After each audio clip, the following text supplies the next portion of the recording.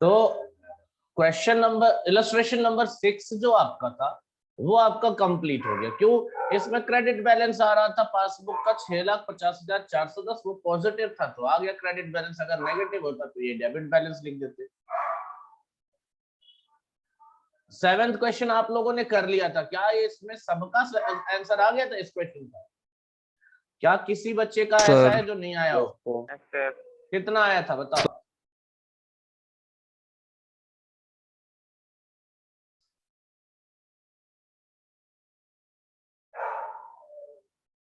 इसका कितना बैलेंस आया था बेटा?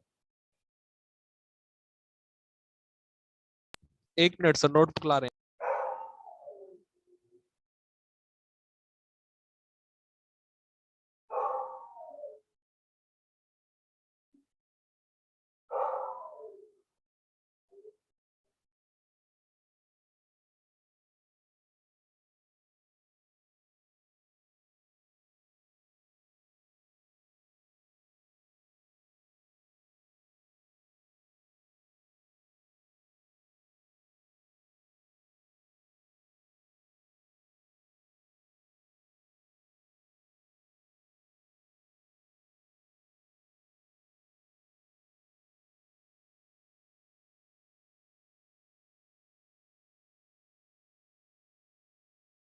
आंसर बताओ बेटा कितना आया? सारे लोग जवाब दो।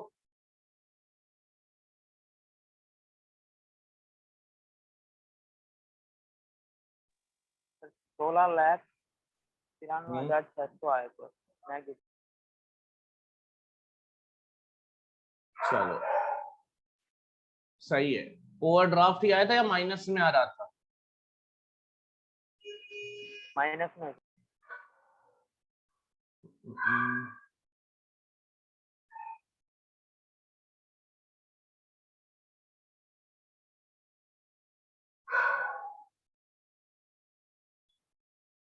नहीं, आंसर तो सही आना चाहिए, प्लस में ही आएगा।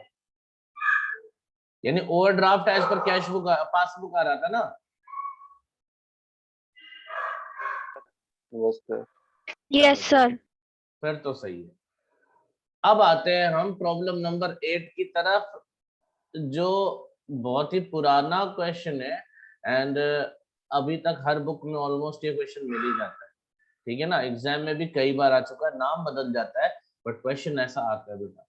The cash book of mister गड़बड़वाला shows rupees 8,36,400 as a balance at bank on 31st December 2019। यानी आपको क्या दिया? कैश बुक का बैलेंस दिया है, हाँ या ना? कौन सा बैलेंस होगा बेटा ये?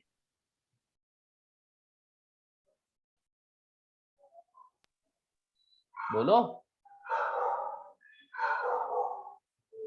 डेबिट।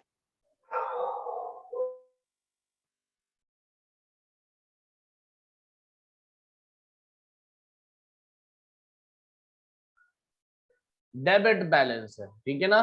तो यहाँ पे हम बीआरएस बनाया जा रहा है इलस्ट्रेशन नंबर 8।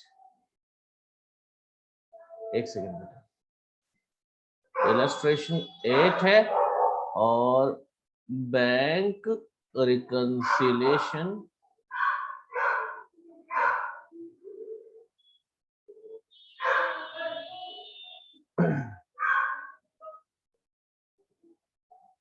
स्टेटमेंट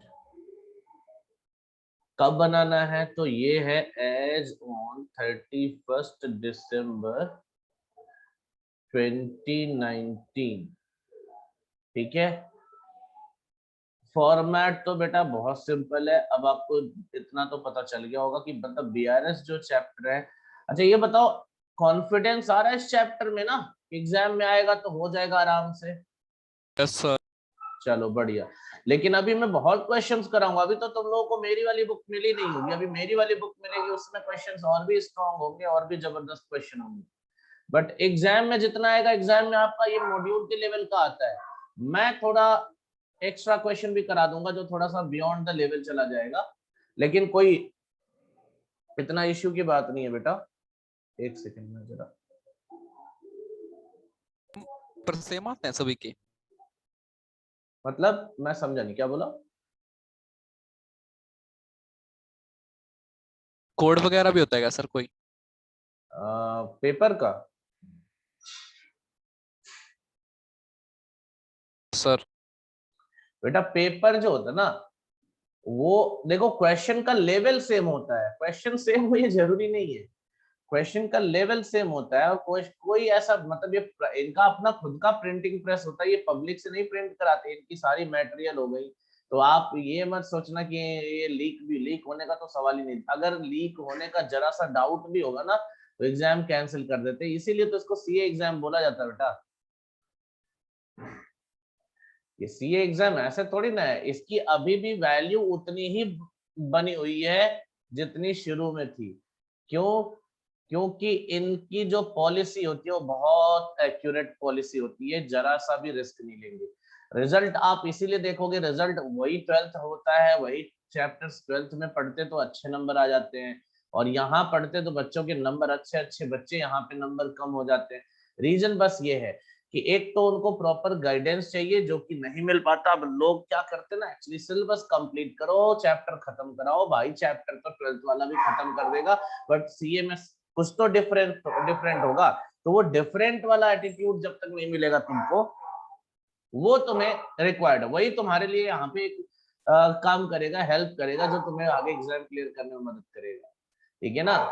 तो बात यही है कि मतलब ले देकर जो पेपर आएगा ना, अगर आपको मैं पढ़ा रहा हूँ तो मैं इतना बता रहा हूँ, एश्योर करता हूँ, जब पेपर आप देखोगे ना बेटा, जितने भी चैप्टर पढ़ाते चला जाऊंगा, उसके चैप्टर करने के बाद आप क्वेश्चन पेपर उठा लो, कोई भी आईसीएआई का, सीए इंस्टीट्यूट का कोई भी पेपर उठा लो फाउंडेशन का, अगर उस चैप्टर वाले क्वेश्चन तुम्हें नहीं आता होगा तो मुझे बोलना। तो मतलब ये चीज होनी चाहिए, ये कॉन्फिडेंस बच्चों के अंदर नहीं। बच्चों को बीआरएस बनाने आ गया मान ले, ठीक है भाई, बीआरएस तो सिंपल बनाने भी आता था, 11th क्लास में भी तो पास ही हुए, बीआरएस तो पढ़ा ही था। लेकिन यहाँ पे क्वेश्चन जो आएंगे एग्जाम में, उस लेवल की तैयारी या उसके ऊपर लेवल की तैयारी हुई है या नहीं, ये कैसे पता चलेगा? तो मैं तो कह रहा हूँ ओपन चैलेंज है बेटा, कि कभी भी चैप्टर फिनिश होने के बाद आप जाके पेपर उठाना और पेपर में क्वेश्चन देखना। अगर आपको उस तरह का, उस लेवल का, उससे कहीं ज्यादा लेवल का मैं पढ़ा के दूंगा आपको, ताकि आपको एग्जाम में बैठने के बाद प्रेशर फील ना हो। क्योंकि मैक्सिमम बच्चे जो एग्जाम में रह जाते हैं सीए के एग्जाम में, केवल एक फैक्टर होता है, दैट इज प्रेशर हैंडलिंग। जो प्रेशर होता है वो उनसे हैंडल नहीं होता, उनको लगता है भाई बैठे हम सीए एग्जाम में। तो भाई साहब आप सीए या बीए, किसी बीए एग्जाम में बैठे हो ना, अगर इतने प्रेशर के साथ बैठोगे तो भाई साहब बीए का भी एग्जाम क्लियर नहीं कर पाओगे। और यही रीजन होता है, बच्चे टेंशन के मारे पेपर खराब कर लेते हैं। ठीक है? लेकिन अगर उसकी काफी हद तक जिम्मेदारी जो होती है बहुत से फैक्टर्स की वजह से होती है, केवल बच्चे की गलती नहीं मानता मैं, बहुत सी चीजों की जिम्मेदारी होती है, लोगों के वजह से भी प्रेशर दे दिया जाता है, सीए कर रहा है बड़ा मुश्किल है। कुछ नहीं मुश्किल है यार, अगर मेहनत से पढ़ रहे हो तो कुछ भी मुश्किल नहीं है। वो केवल कहने की बात है कि लोग बोलते हैं सीए करना बड़ा मुश्किल है। क्या सीए मुश्किल है तो कोई सीए बनना ही नहीं चाहिए फिर तो, है या नहीं है? अगर कोई चीज मुश्किल है बेटा तो दुनिया में सबके लिए मुश्किल होगा ना, फिर तो कोई बनना ही नहीं चाहिए, हम भी छोड़ दे, सब भी छोड़ दे। अगर मैं कंप्लीट किए बैठा हूं तो आखिर मैं, देखो, जो पास कर गया वो तुम्हें डराएगा नहीं, ये समझ लेना। वो ये अगर बोलेगा भी मुश्किल है ना, तो वो भी कहेगा मेहनत करोगे तो क्लियर हो जाएगा। लेकिन जिससे खुद नहीं हुआ ना, जिससे खुद नहीं हुआ, जो 10 बार फेल हुए बैठे हो, तो मुझसे पहुंच जाओ कि भैया मैं सीए करने जा रहा हूँ, कैसा? अरे भाई बहुत मुश्किल है, बहुत मुश्किल है, पास नहीं होते लोग। अबे तेरे जैसे लोग पास नहीं होते भाई, तभी तू ऐसी बातें कर रहा है। जो पास होने का डिटर्मिनेशन लेकर आएगा वो सीए एग्जाम क्या कोई भी एग्जाम होगा, दुनिया का कितना भी टफेस्ट एग्जाम होगा, क्लियर तो करते ही है ना लोग। बोलो बेटा। तो ऐसे लोगों से अगर सलाह लोगे, ऐसे लोगों से सलाह लोगे जिनका खुद का क्लियर नहीं हुआ है, या जिन्होंने कभी सीए का ढंग से पेपर देखा तक नहीं, तो भाई साहब वो आपको सलाह में क्या देंगे? मतलब आप एक बात बताओ, अगर पॉलिटिक्स की सलाह राहुल गांधी से लेने चले जाओ, इलेक्शन कैसे जीते ये राहुल गांधी से अगर सजेशन लेने चले जाओ, तो कितना मजा आएगा, कितना सजेशन, पॉजिटिव सजेशन देगा ये मुझे बताएगा सर। बताओ। मेघा तुम बताओ, अगर राहुल गांधी से सजेशन लिया जाए कि इलेक्शन कैसे जीता जाए, तो तुम बताओ कितना अच्छा सजेशन दे सकता है वो?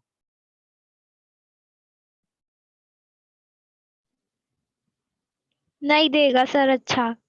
मतलब ऐसा बंदा है जो खुद की पार्टी की बैंड बजा के बैठा है, वो दूसरे को सजेशन देगा। तो बात वही समझो, ये जो फेल वाले लोग है ना, ये तुम्हें ऐसी सलाह देंगे, जिनसे खुद नहीं हुआ वो तुम्हें ऐसी सलाह देंगे कि भाई बड़ा मुश्किल है, ये है वो है। मतलब ठीक है, जिनको खुद ही कुछ नहीं आता वो दूसरों को क्या ज्ञान देंगे, ठीक है ना। तो बेटा आप हमेशा याद रखो कि जो सलाह लेनी है वो दुनिया से लो, बेशक लो, लेकिन हमेशा अमल करने से पहले अपने आप को चेक करो कि क्या आप उस लेवल को बीट कर सकते हो। उन्होंने तो बोल दिया कि बहुत मुश्किल है, लेकिन आप अपने ऊपर कॉन्फिडेंस रखो, अपने आप को चेक करो कि यार हम भी तो हैं, हम तो पढ़ के क्लियर कर सकते हैं। आप देखो, सिलेबस देखो, चैप्टर देखो, उसके बाद डिसाइड करो यार हम तो करने के लिए आए, हम तो करेंगे भाई साहब, हमारा डिटर्मिनेशन क्लियर है, हम तो करके दिखाएंगे। ये चीज होनी चाहिए। मैं ये नहीं कहता सलाह नहीं लो, सलाह सबसे लो, लेकिन अमल करने से पहले अपने आप को एक बार एनालाइज कर लो कि आप उस लेवल पे हो नहीं। बिल्कुल, अगर आज यार पहली क्लास समझ में आई, दूसरी क्लास समझ में आई, तो यार सीए भी आराम से बन जाओगे, सारी चीजें समझ में आएंगी। और इतना मुश्किल भी नहीं होता जितना लोगों ने हवा बना रखा है यार कि सीए में रिजल्ट नहीं आता। आते हैं भाई, पहले से तो बहुत अच्छे रिजल्ट आते हैं, और रिजल्ट आते हैं ना, 0% रिजल्ट नहीं होता। और हमें कौन सा वहां पे पूरी बारात लेके निकलनी, हमें तो अकेले की जिम्मेदारी लेनी है। एक बंदे को अपना अपना अपना रिजल्ट देखना ना, तुम्हें अपना अपना रिजल्ट देखना है ना, तो तुम बस अपनी जिम्मेदारी लो। दुनिया पास होती नहीं होती, उससे क्या करना है, हाँ या ना।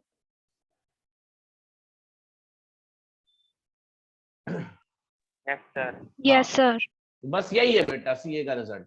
और पेपर मैं बता रहा हूँ, जब भी तुम्हारा चैप्टर खत्म होगा, हर चैप्टर के बाद तुम पेपर उठाकर देखो, तुम्हें क्वेश्चन आता रहेगा उस चैप्टर का। तो भाई जब इतना ही तो एग्जाम होता है यार, यही तो क्लियर करना है, वो तो आराम से क्लास में ही हो जाएगा, टेंशन क्यों लेना। ठीक है, कभी इस चीज के बहकावे मत आना। लोग अगर डराते हैं तो बिल्कुल उनको उल्टा डरा दो, अपने कॉन्फिडेंस से डरा दो उनको कि भाई हम तो सोच कर निकले हैं, हम तो सर पे कफन बांध के निकले यार, हम तो लड़के मार के आएंगे, मार के आएंगे, मर के नहीं, मार के आएंगे। ठीक है, सीए को भी खत्म करके आएंगे। ऐसा कुछ नहीं है कि हम फेल हो जाएंगे या समथिंग लाइक दैट। और फेल होना भी कोई, भाई फेल होना भाई कोई बहुत बड़ी बात थोड़ी ना है। सीए एग्जाम है, अगर एक आध बच्चे कभी फेल भी होते हैं ना, तो उनको कॉन्फिडेंस लूज नहीं करना चाहिए। भाई जिंदगी मौके देती है, यहाँ तो भाई इतने बड़े, एक बात बता, बीए एग्जाम में फेल होना शर्म की बात है, सीए एग्जाम में जो फेल भी होते हैं ना, उनके लिए भी गर्व की बात होती है। तो उनको भी पॉजिटिवली मोटिवेट रहना चाहिए। अगर तुम्हारे जानने में कोई फेल हुआ तो उसको बोलना कि कभी डिमोटिवेट मत होना भाई, क्योंकि ये सीए एग्जाम है, इसमें फेल होना भी गर्व की बात है। जैसे सीमा पे जाके सेना में, आर्मी में भर्ती हो जाओ और वहां पे शहीद होना भी बहुत बड़ी बात होती है बेटा। तो ना दम तो था कि बंदा वहां तक गया। तो सीए करने निकलो तो तुम्हारा गट्स है इतना, तभी तो इतना आगे आए हो। बस टेंशन मत लो, लेकिन फेल नहीं होने वाले, चिंता मत करना। बस इतना याद रखना, जितनी बातें बता रहा हूँ फॉलो करते जाओ, कोई माई कलर पैदा नहीं हो तुम्हें फेल कर दे इसमें, ठीक है ना। और इतना कॉन्फिडेंस इसलिए क्योंकि बेटा हमेशा ही बोलता हूँ, आज तक फेल ही नहीं हुआ अकाउंट्स में, कोई बच्चा फेल नहीं हुआ है। जिसने क्लास लिया उसकी बात करो भाई, जिसने नहीं पढ़ा उसकी बात नहीं कर रहा हूँ मैं, ठीक है। तो अगर अकाउंट्स की क्लास में बैठे और तुम ये सोच रहे हो कि तुम फेल हो जाओगे, तो बेटा ये ऐसा पॉसिबल ही नहीं है। तुम बस क्लास कंटिन्यू रखो और देखते जाओ, जितनी बातें बता रहा हूँ, जितनी बातें बोल रहा हूँ, फॉलो करते जाओ, कोई फेल नहीं कर सकता। अगर पुराने स्टूडेंट्स में कोई तुम्हें जानता होगा या तुम उसको जानते होगे, मेरे पुराने स्टूडेंट्स में से किसी से आप उठा के पूछ लो डिटेल, सबको पता है, सारे ही पास हुए बैठे, अकाउंट्स में तो कोई फेल हुआ ही नहीं है। चलिए, The cash book of Mr. Gadbadwala shows 8,36,400 as the balance at bank. तो balance at bank, cash book का बैलेंस है बेटा, कुछ नहीं बोला, कौन सा बैलेंस मानकर चलूंगा, बता दो मुझे, फटाफट बता दो। Debit cash book balance. का डेबिट। Debit balance. तो यहां लिखूंगा debit balance as per cash book.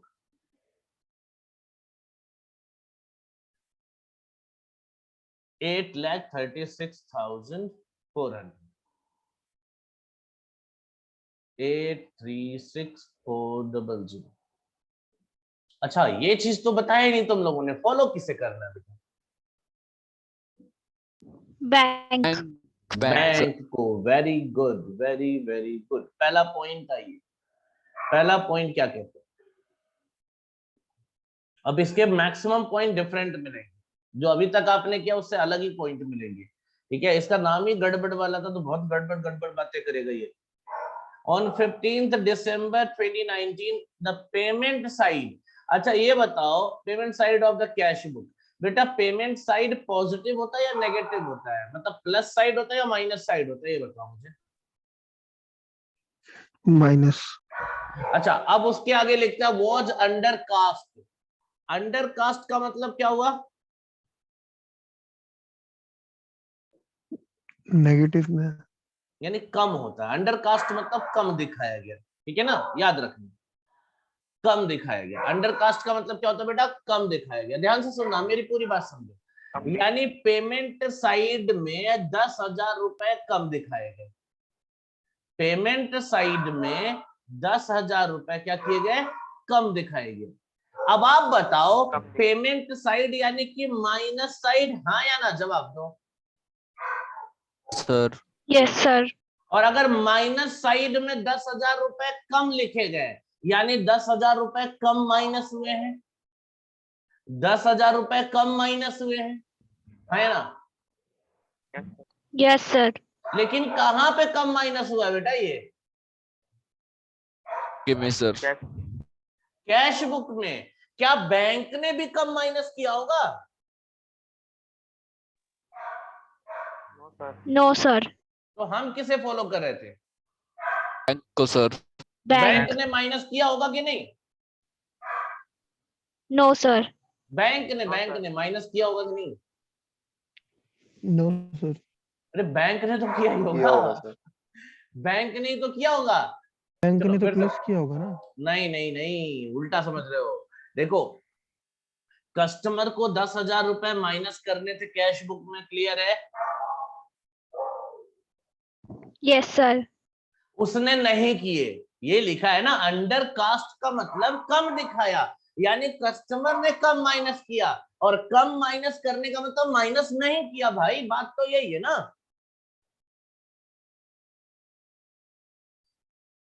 Yes, sir. यानी कस्टमर ने इस 10,000 रुपए को माइनस Yes, नहीं sir. किया है, आप समझे?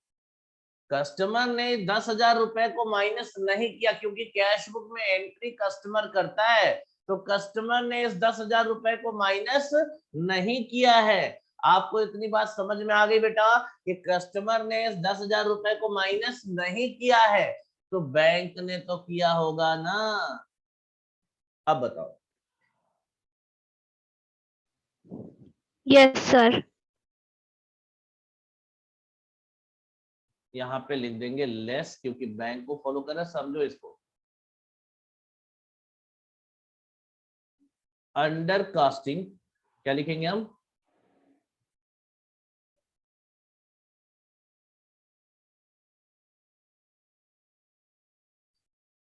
एक सेकेंड।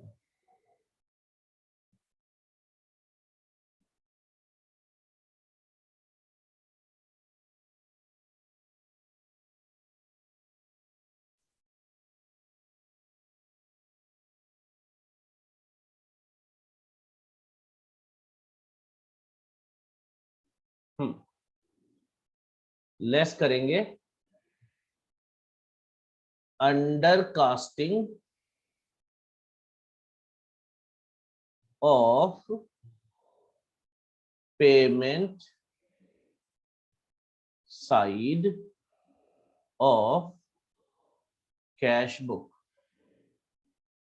देखो ध्यान से समझो बेटा, आवाज आ रही है ना? Yes, sir. हाँ अब समझो ध्यान से। देखो पेमेंट साइड ना, एक्चुअली पेमेंट साइड मतलब होता है कि 10,000 रुपए माइनस करना है, हाँ या ना? पेमेंट का तो मतलब माइनस ही होता है। अब अंडर कास्टिंग का मतलब है कि माइनस नहीं किया, यानी कम माइनस किया, नहीं किया, कस्टमर ने तो नहीं किया। बात तो यही हुई ना कि कस्टमर ने माइनस नहीं किया। लेकिन बैंक तो ऐसी गलती नहीं करेगा ना, बैंक ने तो माइनस कर रखा होगा पहले ही। बोलो।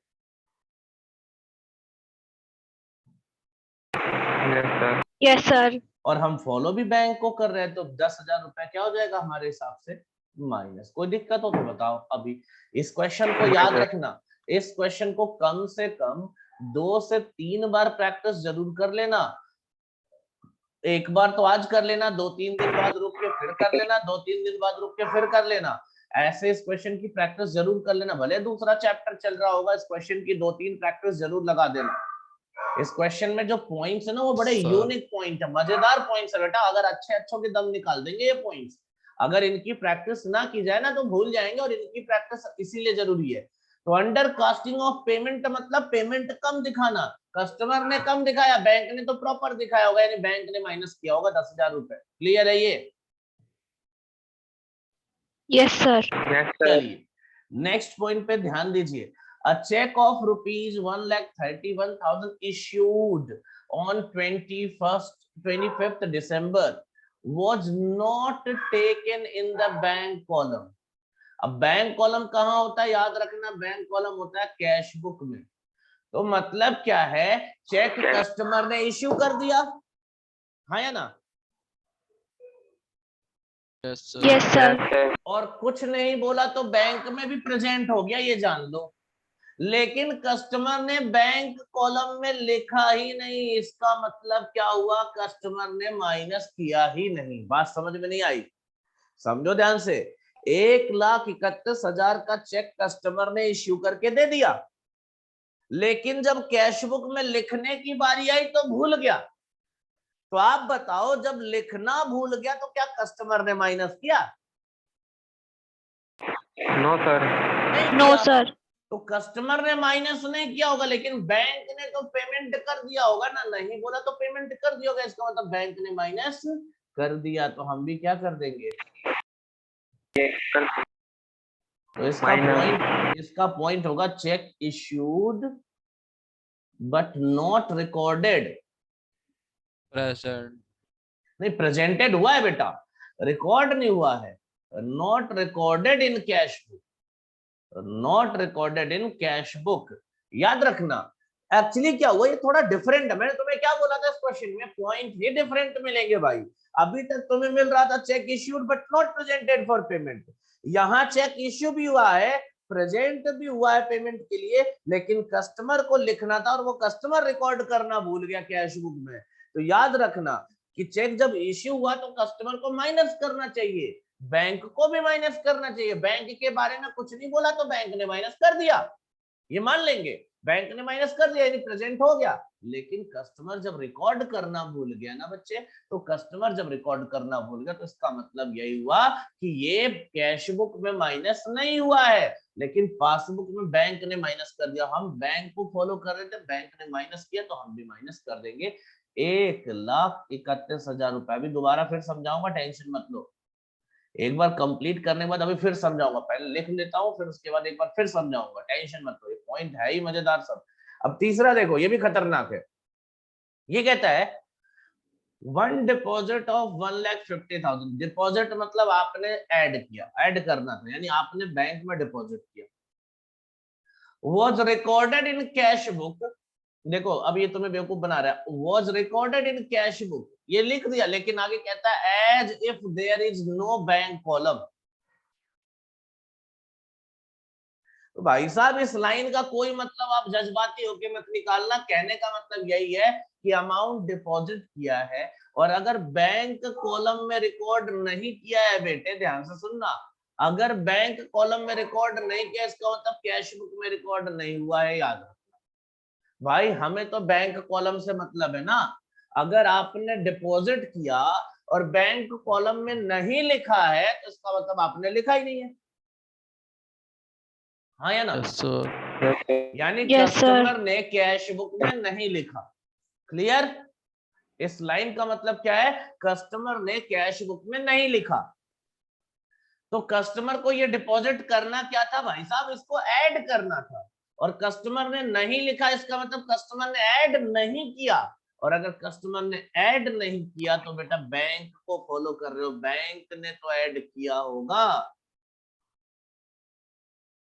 Yes, sir. और इसको लिखेंगे, ध्यान से देखना, अमाउंट था, चेक था, डिपॉजिट था ना। तो amount deposited but not recorded in bank column of cash book, समझे?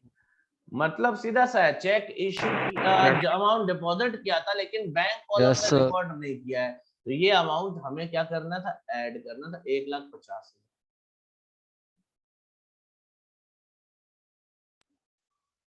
ठीक है, देखो मैं इन तीनों पॉइंट, चारों पॉइंट को अभी सारे ही समझाऊंगा, चलो टेंशन मत लो।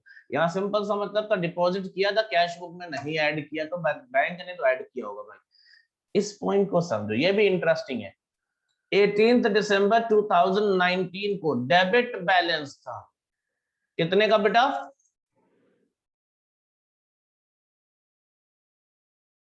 15,260 रुपए, है ना? कौन सा बैलेंस था? Debit balance. Was brought forward as credit balance. ले भाई साहब, गड़बड़ कर दी इसने। क्या कह रहा है, देखो कैश बुक की बात कर रहा है, याद रखना कुछ बोला नहीं है, तो कैश बुक की बात कर रहे हैं।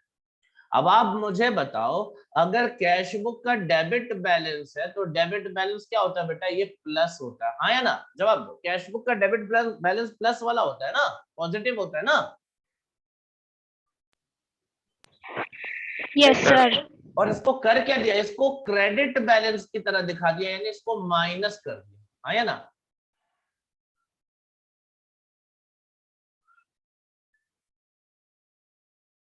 Yes, sir. Yes, sir. अब आप मुझे बताओ कि अगर आपको प्लस करना था लेकिन आपने माइनस कर दिया, ध्यान से सुनो, तो अब इसका इफेक्ट बराबर कैसे करेंगे? सर इसको समझाने के लिए मैं एक एग्जांपल देता हूं, जरा ध्यान से समझो। मिस्टर एक्स है, वो इस पॉइंट पे खड़े हैं, ध्यान से सुनना।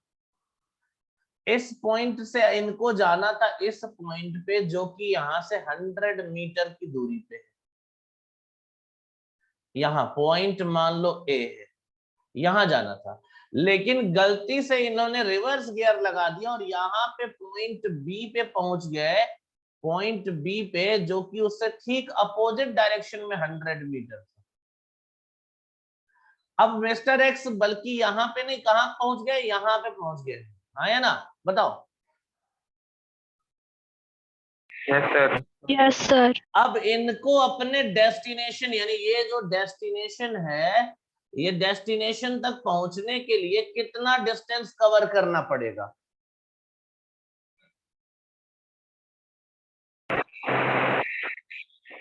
200 meter. 200 meter. यानी आपने क्या नोटिस किया, अगर आप जितना प्लस में जाना था अगर उतना ही माइनस में चले गए, तो जो भी चीज थी वो डबल हो जाएगी, हाँ या ना?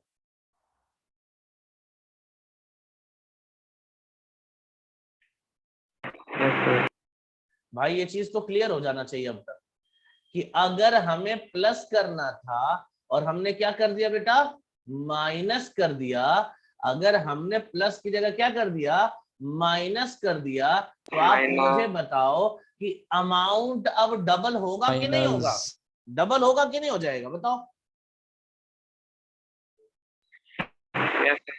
Yes, sir. एक एग्जांपल और सुन लो, थोड़ा और कंफर्म हो जाएगा, एकदम कॉन्फिडेंस आ जाएगा। कि मान लो मुझे तुमसे 1,000 रुपए लेने थे, मुझे तुमसे 1,000 रुपए लेने थे, गलती से मैंने तुम्हें 1,000 रुपए और दे दिए। अब हिसाब बराबर करने के लिए तुम मुझे कितना पेमेंट करोगे?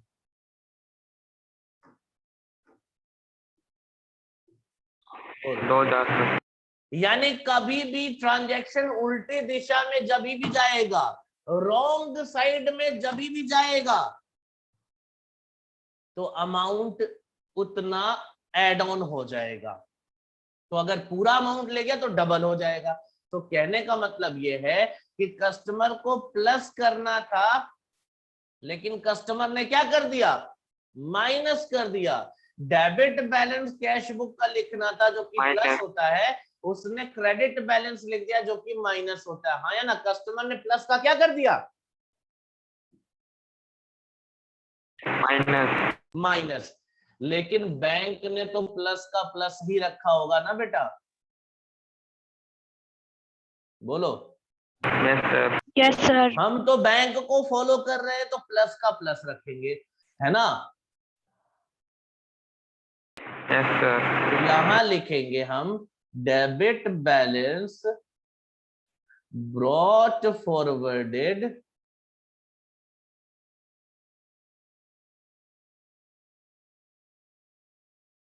As credit balance in cash book. Debit balance brought forwarded as credit balance in cash book. लेकिन आपको मैंने अच्छे से बताया कि अमाउंट डबल हो जाएगा, तो इसको आप डबल करोगे तो 30,520 30,520 शायद। बेटा 15,260 को जब डबल करोगे तो 30,520 हो जाएगा, ठीक है ना।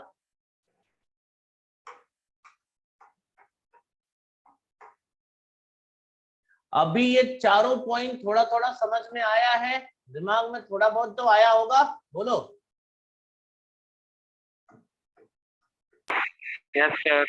चलिए Yes, sir. पांचवें पॉइंट पे आइए दोस्तों। Of the total cheques amounting to ₹11,05,014 drawn in last week of the December, checks aggregating 7,815 were encashed।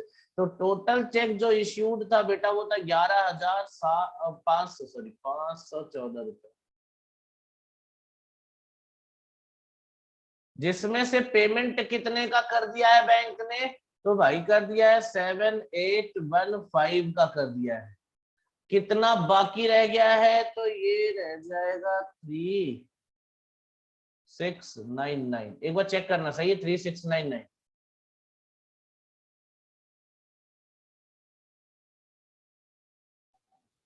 Yes, sir.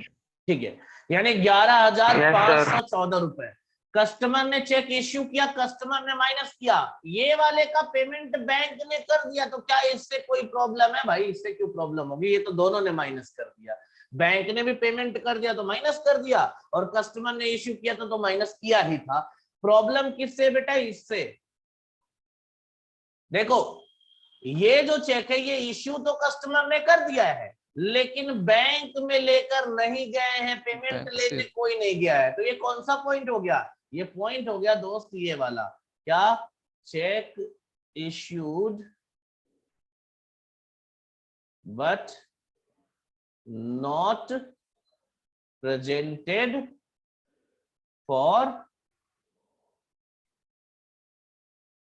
Payment. याद आया?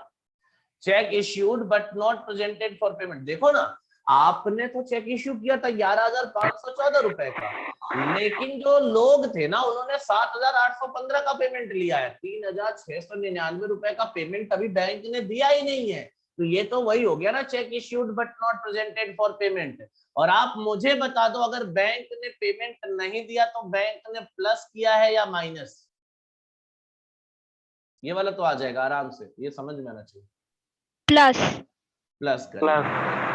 यानी ये check issued but not presented for payment था। और दो पॉइंट और है जो कि काफी आसान है बेटा। Dividend 25,000 collected by bank and subscription 1,000 paid by bank. तो 25,000 अगर बैंक ने कलेक्ट किया तो बैंक ने क्या किया होगा? ऐड किया होगा। और 1,000 अगर बैंक ने पे किया है, 1,000 अगर बैंक ने पे किया तो बैंक ने क्या किया होगा? माइनस किया होगा। हाँ या ना? Yes, sir. तो हम भी तो बैंक को फॉलो कर रहे हैं, तो यहां लिख देंगे डिविडेंड कलेक्टेड बाय बैंक। और यहां पे अगला पॉइंट हो जाएगा subscription paid by bank.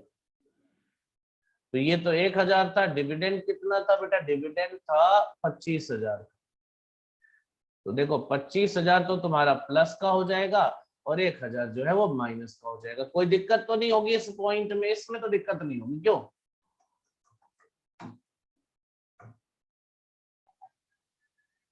No, बोलो बेटा। sir.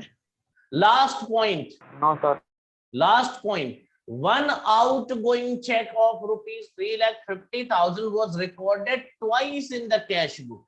एक आउटगोइंग चेक था 3,50,000 रुपए का। आउटगोइंग मतलब चेक इश्यू किया था, तो कस्टमर को भी माइनस करना था, बैंक को भी माइनस करना था। कुछ नहीं बोला, दोनों ने किया था, लेकिन कस्टमर ने दोबारा माइनस कर दिया। क्या बैंक ने भी दोबारा माइनस किया होगा?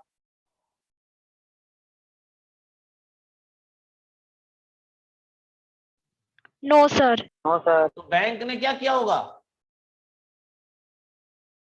Plus. प्लस किया होगा। Very Plus. गुड। तो outgoing cheque recorded twice in cash book. Outgoing cheque recorded twice in cash book, इसको बैंक ने ऐड किया होगा। और ये था तुम्हारा 350 का ना, तो 350 ऐड किया होगा। बस अब ये कंप्लीट हो गया है क्वेश्चन, लेकिन अभी मैं इसको दोबारा समझाऊंगा। आप टेंशन मत लो। मैंने बोला ना, आपने क्लास ज्वाइन कर ली, उसके बाद आपकी चिंता बस इतनी होनी चाहिए बेटा कि हमें पढ़ना है। कैसे, कब, क्या, वो सब टेंशन छोड़ दो। वो सब टेंशन छोड़ दो। क्या पढ़ना है तो उसकी तो टेंशन करनी ही नहीं। क्या पढ़ना है वो तो मैं बताऊंगा, कैसे पढ़ना है वो भी मैं बताऊंगा। ये सारी जिम्मेदारी अब मेरी है। तो अभी मैं इसको दोबारा बताऊंगा, आपको टेंशन नहीं लेनी है। फिलहाल आप लोग इसका टोटल बता दो कितना आया। ये रहा।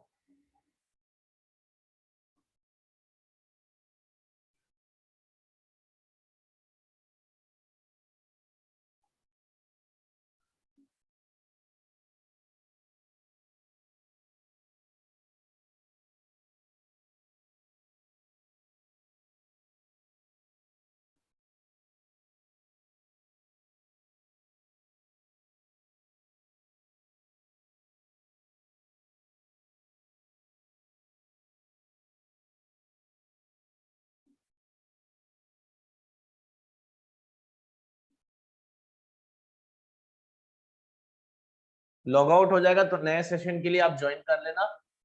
फिलहाल इसका टोटल बता दो आप लोग। 11,18,619. 11,18,619।